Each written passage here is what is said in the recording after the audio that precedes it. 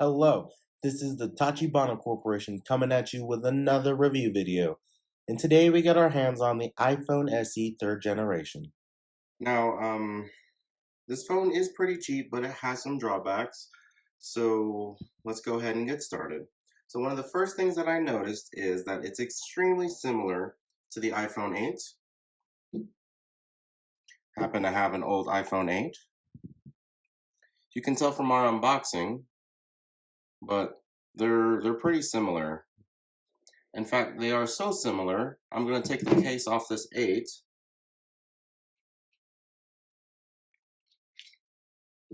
and put it in the iPhone SE.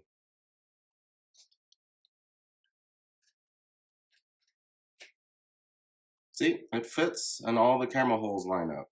So you can see it is pretty much identical to the 8 in body. Looking at the case, it looks like the Apple on the back is much lower on the SE than it is on the 8.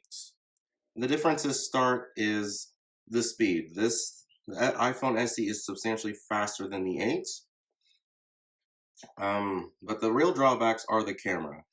So for 430, I believe, for the smallest size, you are only getting a memory increase over the 8. Now, I did take some pictures. So one of the major places the iPhone SE does shine over the 8 is camera quality.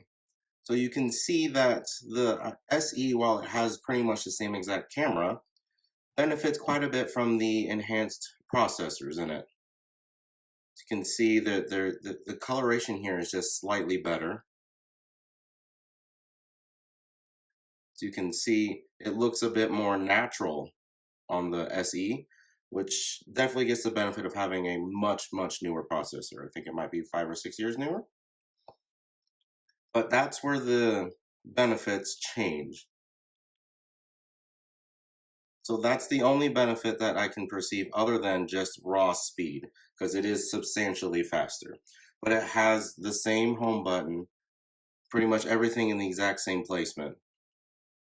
Now, I did want to actually compare the camera. So as you can see, it's actually of similar quality to this iPhone 13. It's similar, but not much better. The 13 isn't all that much better, especially on this picture with a lot of detail.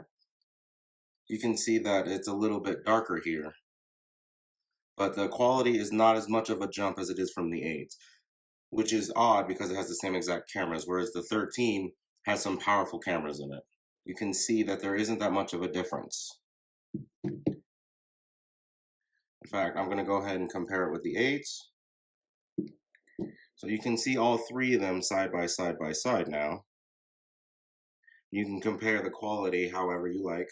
This phone being really old, this phone being new, but having an older camera, and this phone having the best of everything.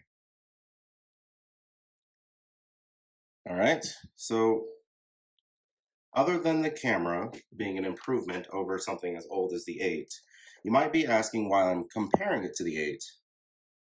Well, I'm comparing it to the 8 because the 8 is the last form factor outside of the 2nd generation SE that has the Touch ID instead of the Face ID. And from our tests, it doesn't seem to really be worth the upgrade if you're upgrading from an SE 2nd generation. If you are upgrading from an 8, it might be worth it because you get the enhanced speed and the enhanced camera computational power.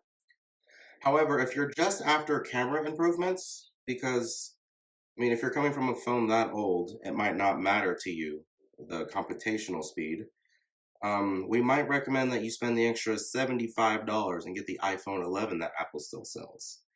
That way you get, it's not going to be as powerful as this one, but it is quite a step up from the 2nd generation SE and the iPhone 8 if you are holding out to that form factor. The 11 is quite a bit of an improvement over the 8 if you're looking to upgrade to just a new phone.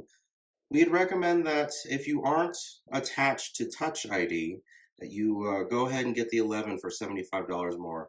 Because while it is not as fast as this iPhone SE 3rd generation, the cameras in it are substantially better. Now, if you don't care about the camera and you just want the speed, the SE would be the one to get over that, which would save you about $70 in the long run.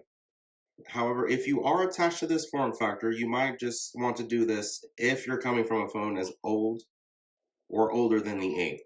And the screen size is quite a bit larger on the iPhone 11, which is still available.